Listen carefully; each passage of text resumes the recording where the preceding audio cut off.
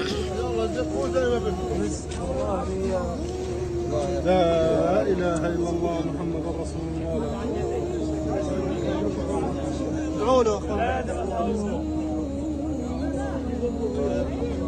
ما شاء الله. عطوا.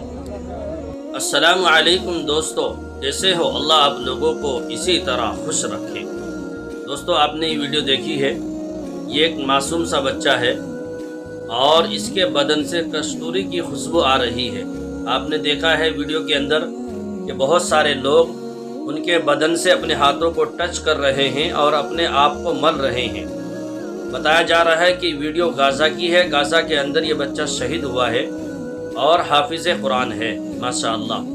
اور کیوں نہ ہو، قرآن کریم کی برکت ہی ایسی ہے، آپ کو بہت سارے ایسے واقعات مل جائیں گے اور اللہ تبارک و تعالی عبرت کے لیے اس طرح کے واقعات وقتاً فوقتاً دکھاتا رہتا ہے تاکہ جو ہے مجھے اور آپ کو ایک سبق ملے۔ اور میرے بزرگوں، اللہ تبارک و تعالی کو اس معصوم بچے کی کون سی ادا پسند آئی ہے، اور یہ سب کا سب قرآن کریم کی برکت سے ہے، کیونکہ قرآن ایک اللہ کا ایسا کلام ہے۔ مثال دی جاتی ہے حافظ قرآن کے بارے میں کہ حافظ قرآن ایک عطر کی دکان کی مانند ہے۔ اگر کوئی اس کے پاس جائے گا، یعنی کہ اگر کوئی انسان عطر کی دکان پر جاتا ہے اور عطر خریدنے کا اس کا ارادہ ہے، لیکن وہاں جا کر وہ خریدتا نہیں بلکہ واپس چلا آتا ہے، تو عطر کی دکان پر جانے والا اگر عطر نہ بھی لے تب بھی خوشبوئیں لے کر آتا ہے۔ خوشبو تو سونگ کر آ ہی جاتا ہے، خوشبو تو اس کو آتی ہی ہے۔ ایسے ہی حافظ قرآن کے بارے میں ہے۔ اور یاد رکھنا میرے پیارو، یہ سب ماں باپ کی تربیت کا اثر ہے۔ ماں باپ اپنی اولاد کی جیسی تربیت کریں گے، ماں باپ کے جیسے خیالات ہوں گے، ماں باپ کی جیسی فکریں ہوں گی، ویسی ہی چیزیں جو ہے نا اولاد پر جو ہے نا ظاہر ہوتی ہیں۔ تو میرے بزرگوں، ہمیں ایسی چیزوں سے سبق حاصل کرنا چاہیے۔ آج قرآن کریم سے ہماری دوری کی علامت یہ ہے کہ آج ہمیں قرآن کریم کی چند سورے بھی یاد نہیں ہیں۔ قرآن پورا حفظ تو بہت دور کی بات ہے۔ قرآن سے لاپرواہی اتنی ہو گئی ہے میرے بزرگوں کہ ہم لوگ قرآن کریم پڑھنا پسند نہیں کرتے ہیں، حالانکہ کم از کم جو ہے نا ایک آدھ رکوع روز آنا ہمارا قرآن کریم کا ہونا چاہیے۔ بہتر تو یہ ہے کہ جس طریقے سے بڑوں نے ترتیب بتائی ہے کہ حافظ قرآن کے لیے 3 پارے ہیں اور ناظر خواہ کو کم سے کم 1 پارہ تو روز کا پڑھنا چاہیے، ہو سکے تو زیادہ، لیکن کم سے کم 1 پارہ تو ہو۔ لیکن آج میرے بزرگوں جو ہے ہم دیکھتے ہیں کہ بھئی قرآن کریم ہم کتنا پڑھتے ہیں، قرآن کریم سے ہمارا لگاؤ کتنا ہے۔ اور یہ قرآن یاد رکھنا، کل قیامت کے دن اللہ تبارک و تعالیٰ کی بارگاہ میں اپنے پڑھنے والے کا سفارش کرے گا، اپنے پڑھنے والے کی سفارش کرے گا۔ حافظ قرآن کے بارے میں کہا گیا ہے کہ 10 خاندان تک کی مغفرت کا ذریعہ بن جائے گا۔ سمجھ میں آیا کہ نہیں؟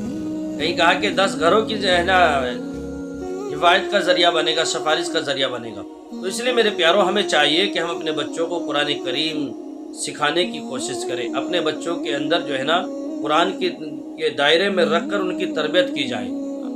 پھر میرے بزرگوں، اسی طریقے کے معاملات پیش آئیں گے، ہمارے بچے ہماری جو ہے نجات کا ذریعہ بنیں گے۔ ورنہ ہماری اولاد جو آج کے حالات چل رہے ہیں، جو اپنی آنکھوں سے ہم دیکھ رہے ہیں، یہ ہماری نجات کے بجائے پکڑ کا ذریعہ بن جائے گی، پکڑ کا ذریعہ بن جائے گی۔ تو ہم اس چیز کی فکر کریں، ہم اس چیز کی فکر کریں کہ ہماری اولاد جو ہے دنیا میں رہ کر اللہ کے حکم کے مطابق اللہ کے کلام کو اپنے سینے میں داخل کرے، اپنے سینے میں داخل کرے۔ اور میرے بزرگوں، اس کے ساتھ ساتھ ہمیں چاہیے کہ ہم اب جو ہے نا روزانہ کم سے کم جتنا ہو سکے قرآن کریم کی تلاوت کرنے کی کوشش کریں۔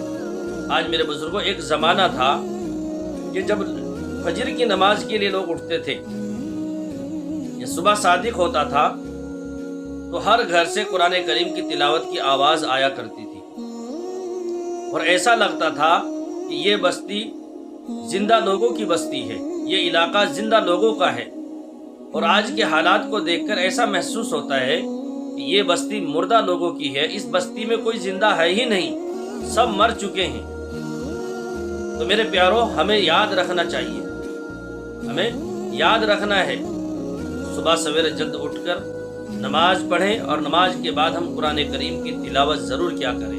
پھر انشاءاللہ دیکھنا ہمارے گھروں میں، ہمارے کاروبار میں، ہماری زندگی میں چین، سکون، عافیت ہی عافیت آئے گی۔ دعا کرتا ہوں اللہ تبارک و تعالی اس معصوم بچے کی مغفرت فرمائے اور والدین کی نجات کا ذریعہ بنائے، اور ہمارے بچوں کو بھی اللہ تبارک و تعالی حافظ قرآن بنائے، اور اللہ تعالی ہم سب کو بھی ایسی موت نصیب کرے، ایسی موت نصیب کرے میرے سب۔ اللہ تعالی ہم سب کو اچھی باتوں پر عمل کی توفیق عطا فرمائے۔